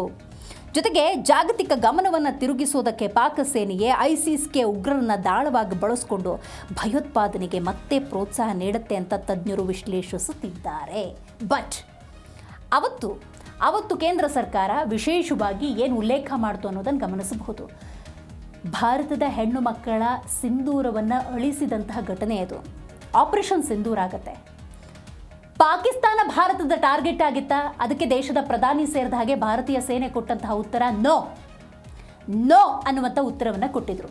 ಯಾಕೆ ಅಂತ ಹೇಳಿದ್ರೆ ನಮ್ಮ ದಾಳಿ ಏನಿದ್ರು ಕೂಡ ಭಯೋತ್ಪಾದಕರ ಮೇಲೆ, ಭಯೋತ್ಪಾದಕರ ನೆಲೆಯ ಮೇಲೆ ಅನ್ನುವಂಥ ಹೇಳಿಕೆಯನ್ನು ಕೊಟ್ಟಿದ್ರು. ಆ ನಿಟ್ಟಿನಲ್ಲಿ ನಾವು ನೋಡ್ತಾ ಹೋಗೋದಾದರೆ ಐಸಿಸ್ಗೆ ಉಗ್ರರನ್ನು ದಾಳವಾಗಿ ಬಳಸ್ಕೊಂಡು ಭಯೋತ್ಪಾದನೆಗೆ ಪಾಕ್ ಯಾವ ರೀತಿ ಸಂಚನ ರೂಪಿಸ್ತಾ ಇತ್ತು, ನಿರಂತರವಾಗಿ ಆ ಪ್ರಕ್ರಿಯೆಯಲ್ಲಿ ಹೇಗೆ ತೊಡಗಿತ್ತು ಅನ್ನೋದನ್ನು ಭಾರತ ಹೇಳಿಲ್ಲ, ನಾರಿನ್ ಹೇಳಿದ್ದಾರೆ ಅಂತ ಹೇಳಿದ್ರೆ ತಪ್ಪಾಗೋದಿಲ್ಲ. ಇನ್ನು ಬಹಳ ಮುಖ್ಯವಾಗಿ ಡೈಲಿ ನ್ಯೂಸ್ ಆ್ಯಂಡ್ ಅನಾಲಿಸಿಸ್ DNನಲ್ಲಿ 2 ಅಂತಾರಾಷ್ಟ್ರೀಯ ಸುದ್ದಿಗಳನ್ನು ನಾವು ಗಮನಿಸಿದ್ದೇವೆ. ರಾಷ್ಟ್ರಕ್ಕೆ ಬರೋಣ. UP ಸರ್ಕಾರದ ಬಗ್ಗೆ ನೋಡ್ತಾ ಹೋಗೋಣ. ಅಲ್ಲಾಗಿರುವಂಥ ರಾಜಕೀಯ ತಲ್ಲಣಗಳನ್ನು ಗಮನಿಸೋಣ. ಹೌದು, UPಯಲ್ಲಿ BJP ವಿಜೃಂಭಿಸ್ತಾ ಇದೆ, no doubt in that. But ರಾಜತಾಂತ್ರಿಕವಾಗಿ ರಾಜಕೀಯಗಳು ದೊಡ್ಡ ಮಟ್ಟದಲ್ಲೇ ನಡೀತಾನೆ ಇರ್ತವೆ. ಆ ಆಯಾಮದಲ್ಲಿ ನೋಡೋದಾದರೆ ಅಸಾವುದ್ದೀನ್ ಓವೈಸಿ ತಮ್ಮದೇ ಆದಂತಹ ರಾಜಕೀಯ ದಾಳವನ್ನು ಉರುಳಿಸೋದಕ್ಕೆ ಪ್ರಯತ್ನವನ್ನು ಮಾಡ್ತಾ ಇದ್ದಾರೆ. ಹಾಗಾದರೆ ಅಸಾವುದ್ದೀನ್ ಓವೈಸಿಯ ಜೊತೆ ಯಾರು ಕೈ ಜೋಡಿಸ್ತಿದ್ದಾರೆ ಅನ್ನೋದು ಬಹಳ ಮುಖ್ಯ ಆಗುತ್ತೆ. ಆ ನಿಟ್ಟಿನಲ್ಲಿ ಕೇಳಿ ಬರ್ತಿರುವ 2 ಹೆಸರುಗಳು ಅಂತ ಹೇಳಿದ್ರೆ, ಒಂದು ಅಖಿಲೇಶ್ ಯಾದವ್, ಎರಡನೇದಾಗಿ ಮಾಯಾವತಿ. ವೆರಿ ಇಂಟ್ರೆಸ್ಟಿಂಗ್ ಅಲ್ವಾ? ಯಾಕಂದರೆ UP ರಾಜಕೀಯ ದೇಶದಲ್ಲಿ ಗಮನ ಸೆಳೆದಿದೆ ಅಂತ ಹೇಳಿದ್ರೆ ತಪ್ಪಾಗೋದಿಲ್ಲ. ಆ ನಿಟ್ಟಿನಲ್ಲಿ ನಾವು ನೋಡ್ತಾ ಹೋಗೋದಾದರೆ ಹಾಗಾದರೆ ಬಹಳ ಮುಖ್ಯವಾಗಿ 2024ರ ಲೋಕಸಭಾ ಚುನಾವಣೆಯಲ್ಲಿ ಸಂಚಲನವನ್ನು ಹುಟ್ಟು ಹಾಕಿರುವಂತಹ ಚುನಾವಣಾ ಫಲಿತಾಂಶಕ್ಕೆ ಟಕ್ಕರ್ ಕೊಡೋದಕ್ಕೆ ಯಾವ ರೀತಿ ರಾಜಕೀಯ ವ್ಯವಸ್ಥೆಗಳು ನಡೀತಿದೆ ಅನ್ನೋದು ಕೂಡ ಬಹಳ ಮುಖ್ಯ ಆಗತ್ತೆ. ಈ 5 ವರ್ಷಗಳಲ್ಲಿ ಹಾಗಾದರೆ ಯಾವ ಆಡಳಿತ ಕೊಟ್ಟಿದ್ದಾರೆ, BJP ಏನೇನು ಮಾಡಿದೆ, ಇದು ಕೂಡ ಬಹಳ ಮುಖ್ಯ ಆಗತ್ತೆ.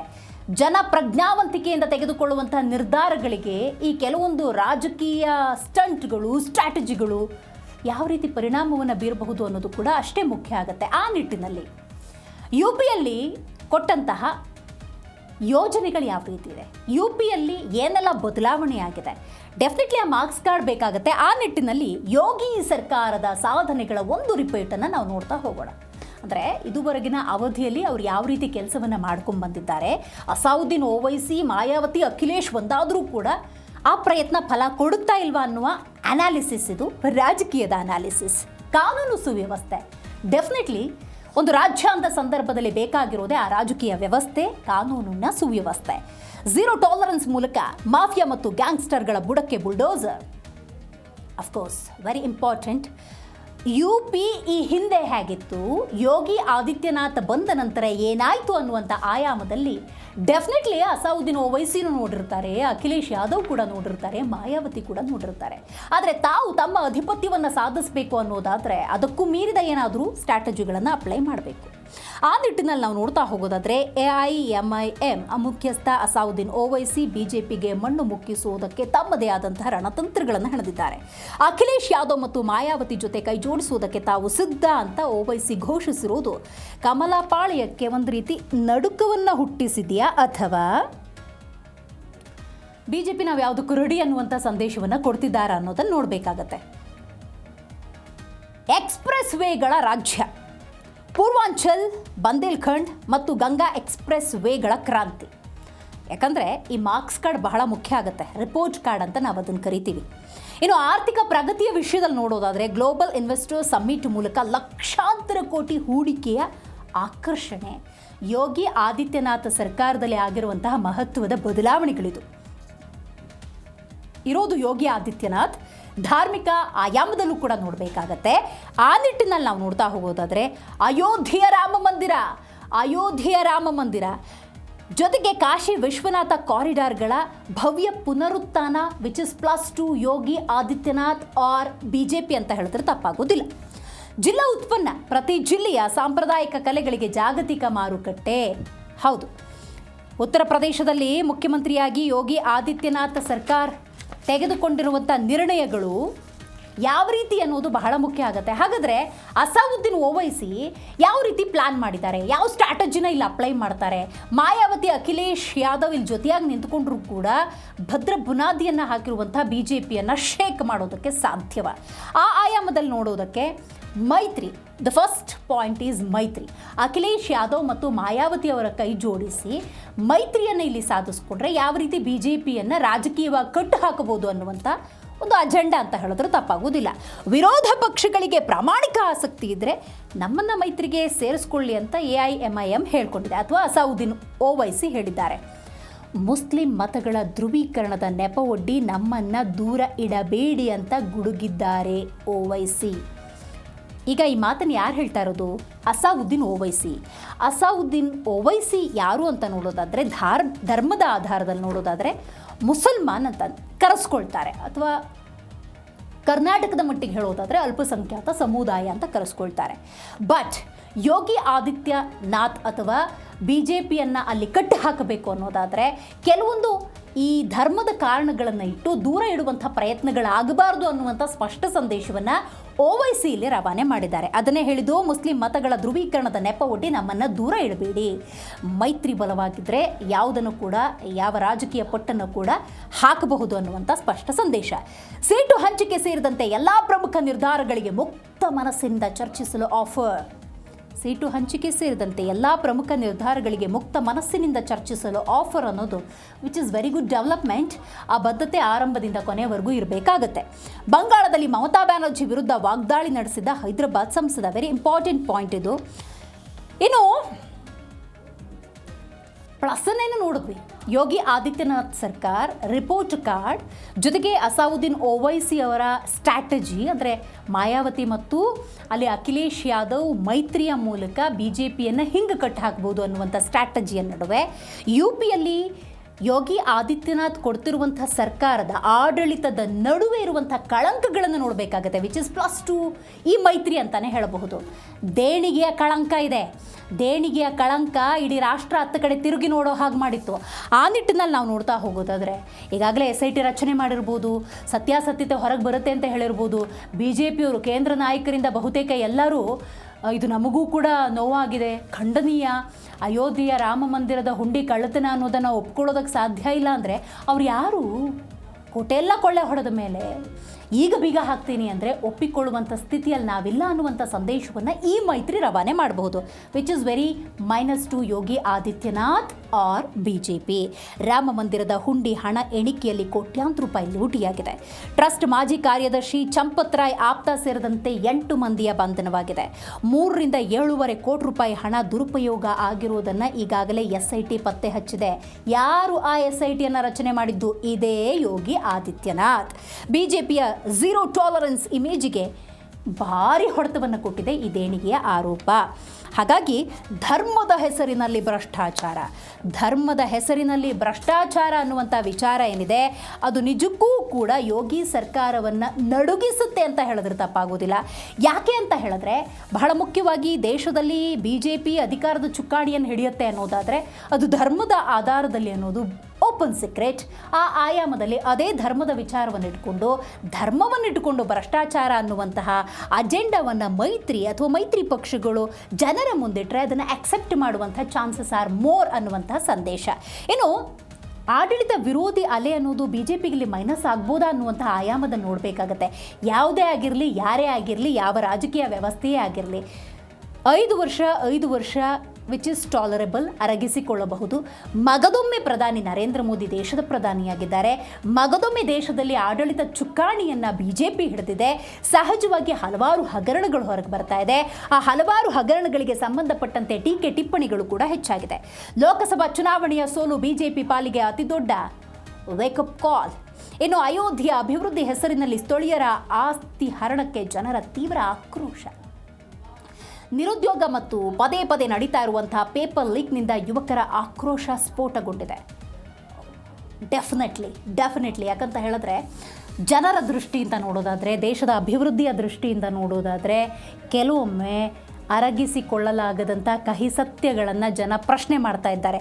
ಇವತ್ತಾಗಿರುವಂಥ ಡೆವಲಪ್ಮೆಂಟನ್ನು ನಾನು ಉಲ್ಲೇಖ ಮಾಡಲೇಬೇಕು. ಯಾಕಂದರೆ ನೀಟ್ ಪರೀಕ್ಷೆಯ ಸಂದರ್ಭ ನಿರಂತರವಾಗಿ 21 ದಿವಸಗಳ ಉಪವಾಸ ಸತ್ಯಾಗ್ರಹವನ್ನು ಶಾಂತಿಯುತವಾಗಿ ಸೋನಂ ವಾಂಗ್ಚುಕ್ ಮಾಡ್ತಾಯಿದ್ರು.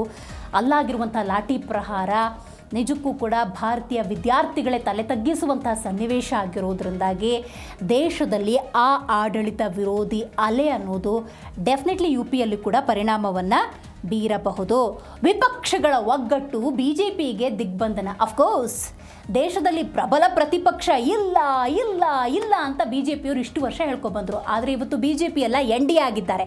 ಅವ್ರಿಗೂ ಕೂಡ ಮೈತ್ರಿ ಪಕ್ಷಗಳು ಬೇಕು, ದೇಶದ ಅಧಿಕಾರದ ಚುಕ್ಕಾಣಿಯನ್ನು ಮುಂದಕ್ಕೆ ತಗೊಂಡು ಹೋಗಬೇಕು ಅನ್ನೋದಾದರೆ, ಅಟ್ ದ ಸೇಮ್ ಟೈಮ್ ಈ 10-12 ವರ್ಷಗಳಲ್ಲಿ ಪ್ರಬಲವಾದಂಥ ಪ್ರತಿಪಕ್ಷ ಭಾರತದಲ್ಲಿ ಇಲ್ವಲ್ಲ ಅಂಥೇಳಿ BJPಯವರು ಉಲ್ಲೇಖ ಮಾಡ್ತಾ ಇದ್ರು.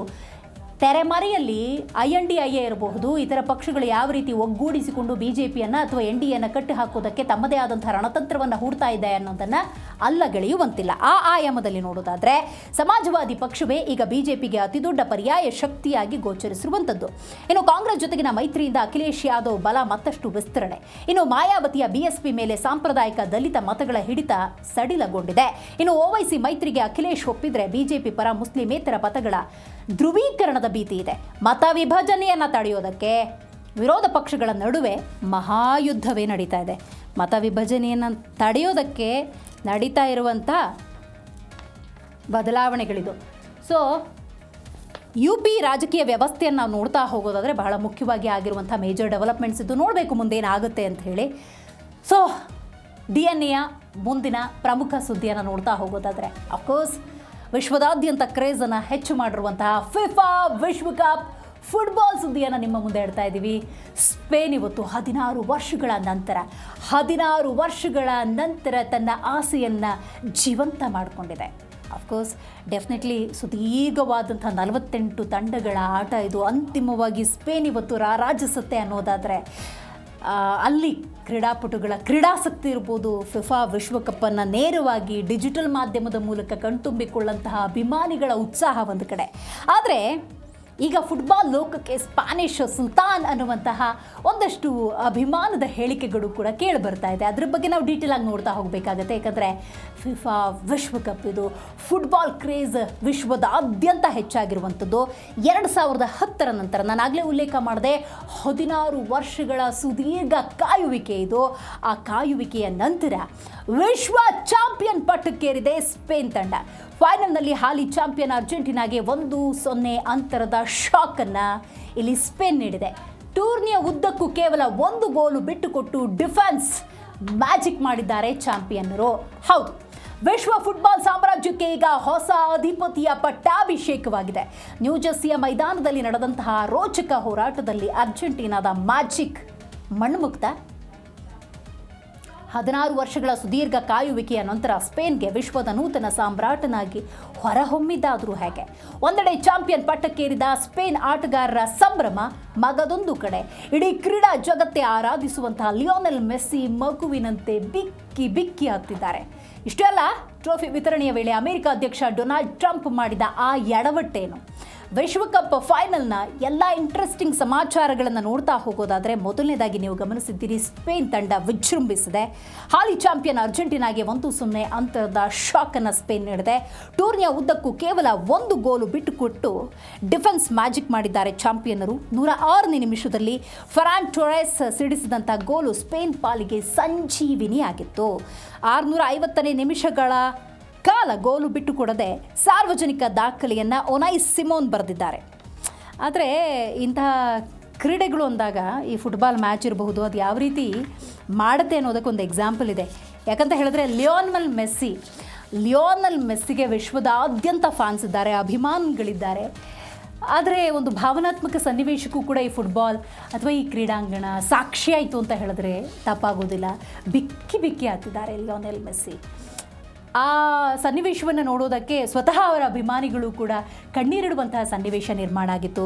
ಫೈನಲ್ನಲ್ಲಿ ಸೋಲ್ತಾ ಇದ್ದಂತೆ ಆ ಸೋಲನ್ನು ಅರಗಿಸಿಕೊಳ್ಳಲಾಗದಂತಹ ಸನ್ನಿವೇಶ ಲಿಯೋನಲ್ ಮೆಸ್ಸಿಗೂ ಕೂಡ ಎದುರಾಗಿತ್ತು. ಬಿಕ್ಕಿ ಬಿಕ್ಕಿ ಹತ್ತುಬಿಟ್ರು. ಆ ಒಂದು ಸನ್ನಿವೇಶವನ್ನು ನೋಡೋದು ಕೂಡ ಬಹಳ ಕಷ್ಟವಾಗಿತ್ತು. ವಿಶ್ವಕಪ್ನಲ್ಲಿ ಒಟ್ಟು 34 ಪಂದ್ಯ, 21 ಗೋಲು, ಹಾಗೆಯೇ 8 ಅಸಿಸ್ಟ್ಗಳ ಸಾಧನೆ. ಬಹಳ ಮುಖ್ಯವಾಗಿ 11 ಅದ್ಭುತ ಸೇವ್ಗಳ ಮೂಲಕ ಮಾರ್ಟಿನೆಜ್ ದಾಖಲೆ ಬರೆದ್ರೂ ಕೂಡ ಜಯ ಅನ್ನೋದು ಸಿಗಲಿಲ್ಲ. ಆ ಜಯ ಅನ್ನೋದು ಸಿಗಲಿಲ್ಲ ಅನ್ನುವಂಥ ಸನ್ನಿವೇಶದಲ್ಲಿ ಲಿಯೋನಲ್ ಅದನ್ನು ಅರಗಿಸ್ಕೊಳ್ಳೋದಕ್ಕೆ ಸಾಧ್ಯ ಆಗಲಿಲ್ಲ. ಅರ್ಜೆಂಟಿನಾ ಈ ಬಾರಿ ಗೆಲುವನ್ನು ಪಡೆದುಕೊಳ್ಳೋದಕ್ಕೆ ಸಾಧ್ಯ ಆಗಲಿಲ್ಲ ಅನ್ನುವಂಥ ವಿಚಾರ ಭಾವನಾತ್ಮಕ ಕ್ಷಣಗಳಿಗೆ ಸಾಕ್ಷಿಯಾಯಿತು. ವಿಶ್ವಕಪ್ ಇತಿಹಾಸದ ಸಾರ್ವಕಾಲಿಕ ಶ್ರೇಷ್ಠ ಆಟಗಾರ ಲಿಯೋನಲ್ ಮೆಸ್ಸಿಯ ಅಂತಾರಾಷ್ಟ್ರೀಯ ಫುಟ್ಬಾಲ್ ವೃತ್ತಿ ಜೀವನ ಕಣ್ಣೀರಿನೊಂದಿಗೆ ಭಾವನಾತ್ಮಕ ಅಂತ್ಯವನ್ನು ಕಂಡಿದೆ.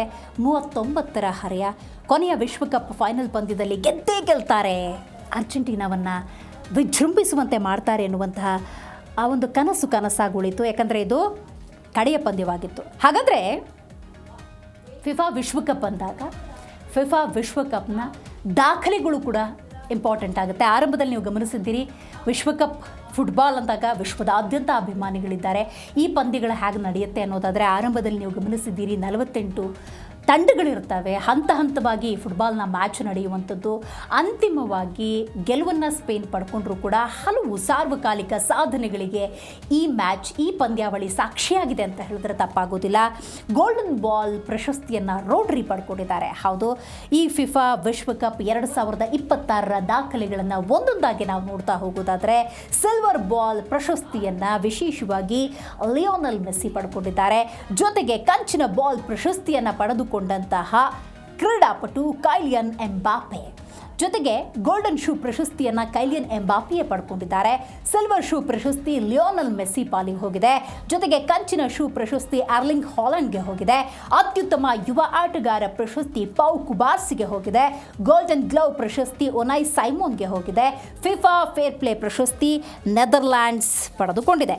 ನೂತನ ಮಾದರಿಯ 48 ತಂಡಗಳ ಈ ಬೃಹತ್ ವಿಶ್ವಕಪ್ ಟೂರ್ನಿಯಲ್ಲಿ ಚಾಂಪಿಯನ್ ಸ್ಪೇನ್ ತಂಡದ ನಾಯಕ ರೋಡ್ರಿ ಗೋಲ್ಡನ್ ಬಾಲ್ ಮುಡಿಗೇರಿಸಿಕೊಂಡ್ರೆ, ರನ್ನರ್ ಅಪ್ ಅರ್ಜೆಂಟೀನಾದ ಲಿಯೋನಲ್ ಮೆಸ್ಸಿ ಸಿಲ್ವರ್ ಶೂ ಅನ್ನು ಪಡೆದುಕೊಂಡಿದ್ದಾರೆ. ಫ್ರಾನ್ಸ್ ಸ್ಟಾರ್ ಆಟಗಾರ ಬಹಳ ಮುಖ್ಯವಾಗಿ ನೀವು ಗಮನಿಸ್ತಾ ಇದ್ದೀರಿ, ಕೈಲಿಯನ್ ಎಂಬಾಪೆ ಇಲ್ಲಿ ಕಂಚಿನ ಬಾಲನ್ನು ಪಡೆದುಕೊಂಡಿದ್ದಾರೆ. ಸೊ ಹಾಗಾಗಿ ಈ ವಿಶ್ವಕಪ್ ಫುಟ್ಬಾಲ್ ಪಂದ್ಯದಲ್ಲಿ ಹಲವು ಸಾರ್ವಕಾಲಿಕ ದಾಖಲೆಗಳು ಕೂಡ ನಡೆದಿದ್ದಾವೆ. ಇನ್ನು ಚಾಂಪಿಯನ್ ಸ್ಪೇನ್ಗೆ ಏನೇನು ದಕ್ಕುತ್ತೆ, ಫುಟ್ಬಾಲ್ ಕ್ರೇಜ್ ಈ ಮಟ್ಟಿಗಿದೆ ಅನ್ನೋದಾದರೆ ಯಾಕೆ ಅನ್ನುವಂಥ ಸಹಜ ಕುತೂಹಲ ಖಂಡಿತವಾಗ್ಲೂ ನಿಮಗಿದ್ದೇ ಇರುತ್ತೆ. 1 ಅಲ್ಲ 2 ಅಲ್ಲ 10 ಅಲ್ಲ 20 ಅಲ್ಲ 482 ಕೋಟಿ ರೂಪಾಯಿಯ ಬಹುಮಾನ. 482 ಕೋಟಿ ರೂಪಾಯಿಯ ಬಹುಮಾನ. ವಿಶ್ವದಾದ್ಯಂತ ಫುಟ್ಬಾಲ್ ಅಭಿಮಾನಿಗಳು ಅಭಿಮಾನವನ್ನು ಮೆರೆದಿದ್ದರೆ ಆ ಕ್ರೀಡಾಂಗಣದಲ್ಲಿ ಪಂದ್ಯವಾಡುವ ಸಂದರ್ಭದಲ್ಲಿ ಯಾವ ಉತ್ಸಾಹದಲ್ಲಿ ಆಡ್ತಾರೆ ಅನ್ನೋದಕ್ಕೆ ಮತ್ತೊಂದು ಉದಾಹರಣೆ ಇದು. ವಿಶ್ವಕಪ್ ಇತಿಹಾಸದಲ್ಲಿ ಅತಿ ದೊಡ್ಡ ಮೊಗದು. ಇಲ್ಲಿ ನಗದು ಬಹುಮಾನವನ್ನು ಕೊಡಲಾಗುತ್ತೆ. 482 ಕೋಟಿ ರೂಪಾಯಿಯ ಜಾಕ್ಪಾಟ್ ಇದು. ಚಾಂಪಿಯನ್ ಸ್ಪೇನ್ಗೆ 482 ಕೋಟಿ, ರನ್ನರ್ ಅಪ್ ಅರ್ಜೆಂಟೀನಾಗೆ 317 ಕೋಟಿ. 2026ರ ಕತಾರ್ ವಿಶ್ವಕಪ್ಗೆ ಹೋಲಿಸಿದರೆ ಬಹುಮಾನದ ಮೊತ್ತದಲ್ಲಿ 50% ಏರಿಕೆ. 2022ರಲ್ಲಿ ಆಗಿರುತ್ತೆ ಕತಾರ್ನಲ್ಲಿ ಇದೇ ಫುಟ್ಬಾಲ್ ವಿಶ್ವಕಪ್ ಮ್ಯಾಚ್. ಬಟ್ ಅವತ್ತಿನ ಬಹುಮಾನದ ಮೊತ್ತ ಕಂಪೇರ್ ಮಾಡಿದ್ರೆ ಇದು 50% ಹೆಚ್ಚಳ. ಇನ್ನು ಒಟ್ಟು 65 ಲಕ್ಷಕ್ಕೂ ಹೆಚ್ಚು ವೀಕ್ಷಕರಿಂದ ಕ್ರೀಡಾಂಗಣದಲ್ಲಿ ಪಂದ್ಯ ವೀಕ್ಷಣೆಯಾಗಿದೆ. ಇದು ಜಾಗತಿಕ ದಾಖಲೆ ನೋಡಿ. ಒಟ್ಟು 65 ಲಕ್ಷಕ್ಕೂ ಹೆಚ್ಚು ವೀಕ್ಷಕರಿಂದ ಕ್ರೀಡಾಂಗಣದಲ್ಲಿ ಪಂದ್ಯ ವೀಕ್ಷಣೆ. ಆದರೆ ಇಲ್ಲಿ ಏನಾಯಿತು ಅಂದರೆ ಆರಂಭದಲ್ಲಿ ಟಿಕೆಟ್ ರೇಟ್ ಬಗ್ಗೆ ಒಂದಷ್ಟು ಅಪಸ್ವರ ಕೂಡ ಎದ್ದು ಬಂದಿತ್ತು. ನೋಡಿ, ಈ ಮಟ್ಟಕ್ಕೆ ರೇಟ್ ಜಾಸ್ತಿ ಮಾಡಿಬಿಟ್ರೆ ಹೆಂಗಪ್ಪ ಡೈರೆಕ್ಟಾಗಿ ಪಂದ್ಯ ವೀಕ್ಷಣೆ ಮಾಡೋದು ಅಂತ ಹೇಳಿ. ಸೊ ಇದೆಲ್ಲದರ ನಡುವೆ ಡೊನಾಲ್ಡ್ ಟ್ರಂಪ್ ಹವಾ ಎಲ್ಲೂ ಕೂಡ ಇದ್ದೇ ಇದ್ದದ್ದು ಅಂತ ಹೇಳಬಹುದು. ಆ ನಿಟ್ಟಿನಲ್ಲಿ ನೋಡ್ತಾ ಹೋಗೋದಾದರೆ ವೇದಿಕೆಯಲ್ಲಿ ಟ್ರಂಪ್ ಹವಾ ತಟ್ಟಿತ ಶಾಪ ಅನ್ನುವಂಥ ಆಯಾಮದಲ್ಲಿ ನೋಡಬೇಕಾಗತ್ತೆ. ಯಾಕಂತ ಹೇಳಿದ್ರೆ ಕೆಲವೊಂದು ಡೊನಾಲ್ಡ್ ಟ್ರಂಪ್ನ ಸ್ಟೇಟ್ಮೆಂಟ್ಗಳು, ನಡವಳಿಕೆಗಳು ಚರ್ಚೆಗೆ, ಪ್ರಶ್ನೆಗೆ ಅರ್ಹ ಅಂತ ಹೇಳಿದ್ರೆ ತಪ್ಪಾಗೋದಿಲ್ಲ. ಟ್ರೋಫಿ ವಿತರಣೆಯ ವೇಳೆ ಆಟಗಾರರ ಜೊತೆಗೆ ಫೋಟೋಗೆ ಪೋಸ್ ಕೊಟ್ಟು ಟ್ರೋಲ್ ಆಗಿದ್ದಾರೆ ಡೊನಾಲ್ಡ್ ಟ್ರಂಪ್. ಸ್ಪೇನ್ ನಾಯಕ ರೋಡ್ರಿ ಸನ್ನೆ ಮಾಡಿದ್ರೂ ವೇದಿಕೆಯಿಂದ ಅಮೆರಿಕ ಅಧ್ಯಕ್ಷ ಕೆಳಗಿಳಿಲಿಲ್ಲ. ಮೆಸ್ಸಿ ಗೆಲ್ಲಲಿ ಅಂತ ಹಾರೈಸಿದ ಟ್ರಂಪ್ ಅರ್ಜೆಂಟೀನಾ ಸೋಲಿಗೆ ಇದೇ ಕಾರಣ ಅಂತ ಫ್ಯಾನ್ಸ್ ಹೇಳಿದರು. ನೋಡಿ, ಟ್ರಂಪ್ ನಡವಳಿಕೆಗಳು ಎಷ್ಟು ಪ್ರಶ್ನೆಗೆ ಕಾರಣವಾಗ್ತವೆ ಅಂತ. ಟ್ರಂಪ್ ಯಾರ ಪರ ಬ್ಯಾಟ್ ಬೀಸ್ತಾರೋ ಆ ತಂಡಕ್ಕೆ ಸೋಲೇ ಗತಿ ಅಂತ ಹೇಳಿ ಸಿಕ್ಕಾಪಟ್ಟೆ ಚರ್ಚೆ ಆಗ್ತಾ ಇದೆ. ಅಮೆರಿಕ ಸೋಲಿಗೆ ಟ್ರಂಪ್ ಬೆಂಬಲವೇ ಕಾರಣ ಅಂತ ಹಲವರು ಈಗ ಲೇವಡಿ ಮಾಡ್ತಾ ಇದ್ದಾರೆ.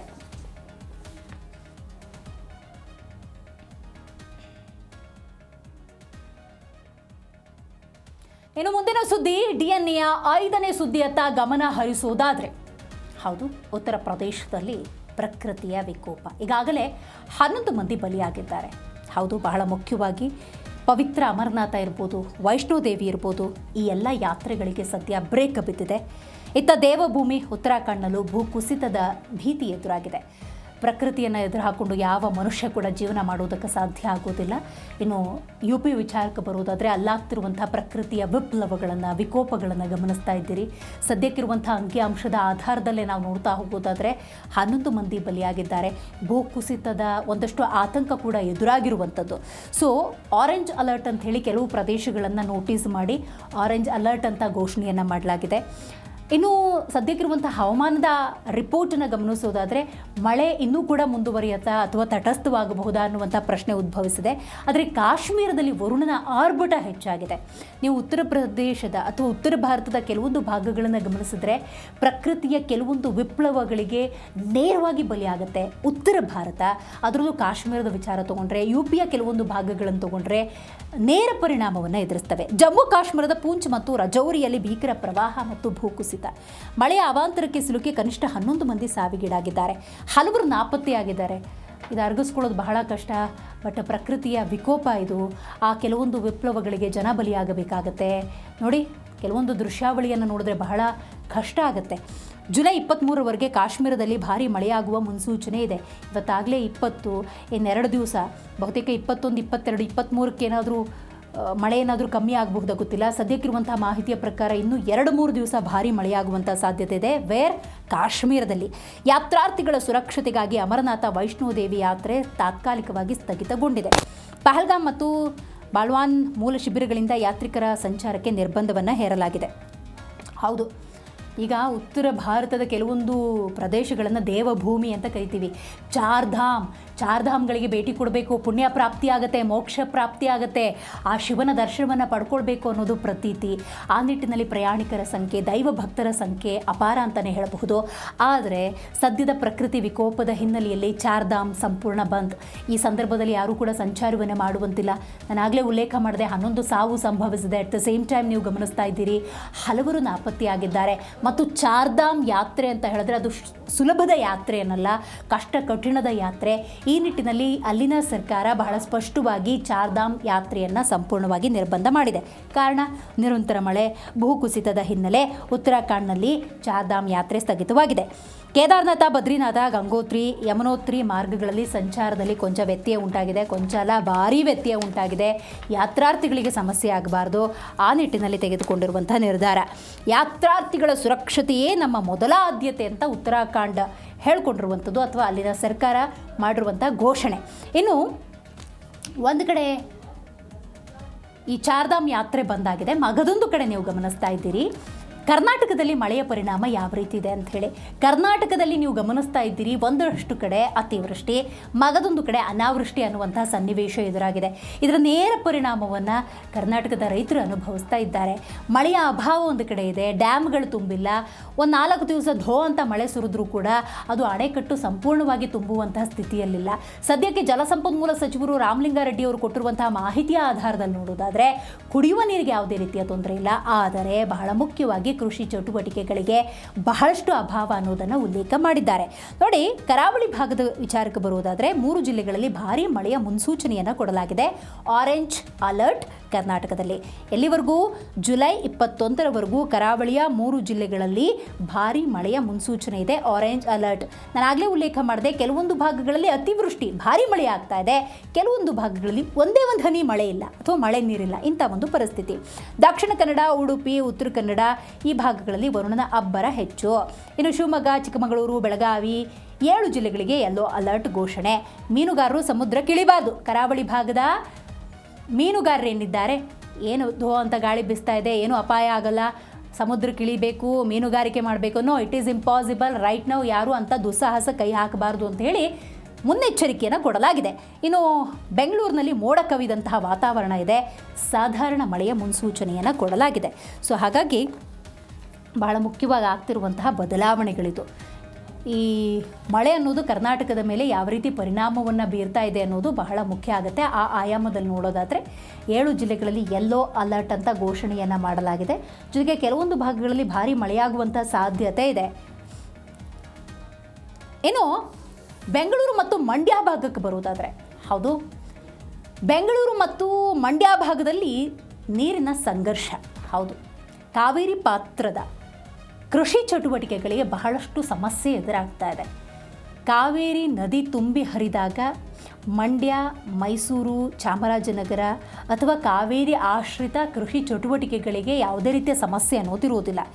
ಆದರೆ ಕಾವೇರಿಯನ್ನೇ ಬೆಂಗಳೂರು ಕುಡಿಯುವ ನೀರಿಗಾಗಿ ಆಶ್ರಯ ಪಡೆದುಕೊಂಡಿರುವುದರಿಂದಾಗಿ ಕುಡಿಯೋ ನೀರಿಗೆ ಅಭಾವವಾಗದಂತೆ ಸಹಜವಾಗಿ ಸರ್ಕಾರಗಳು ನಿರ್ಧಾರವನ್ನು ತಗೊಳ್ತವೆ.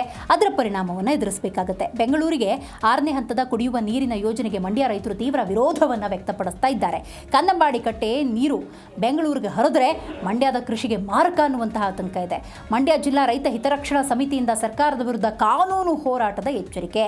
ಕೆಆರ್ಎಸ್ ಅಣೆಕಟ್ಟಿನ ಅರ್ಧಕ್ಕೂ ಹೆಚ್ಚು ನೀರು ಬೆಂಗಳೂರು ಪಾಲಾಗ್ತಿದೆ ಅಂತ ರೈತರು ಆಕ್ರೋಶವನ್ನು ವ್ಯಕ್ತಪಡಿಸ್ತಾ ಇದ್ದಾರೆ. ಬೆಂಗಳೂರಿಗೆ ಪರ್ಯಾಯ ವ್ಯವಸ್ಥೆಯ ನೀರು ಒದಗಿಸುವುದಕ್ಕೆ ರೈತರು ಆಗ್ರಹವನ್ನು ಮಾಡ್ತಾ ಇದ್ದಾರೆ.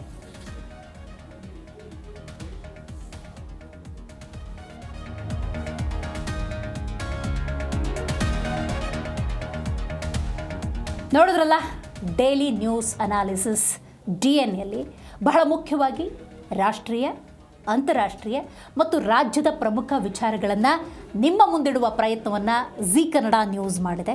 ನಾಳೆ ಸರಿಯಾಗಿ 8 ಗಂಟೆಗೆ DNನಲ್ಲಿ ರಾಷ್ಟ್ರೀಯ, ಅಂತಾರಾಷ್ಟ್ರೀಯ, ರಾಜ್ಯದ ಪ್ರಮುಖ ಸುದ್ದಿಯೊಂದಿಗೆ ನಿಮ್ಮ ಮುಂದೆ ಹಾಜರಾಗ್ತೀವಿ ಅಂತ ಹೇಳ್ತಾ ನೋಡ್ತಾ ಇರಿ ಜಿ ಕನ್ನಡ ನ್ಯೂಸ್, ಸತ್ಯವೇ ಸುದ್ದಿಯ ಜೀವಾಳ.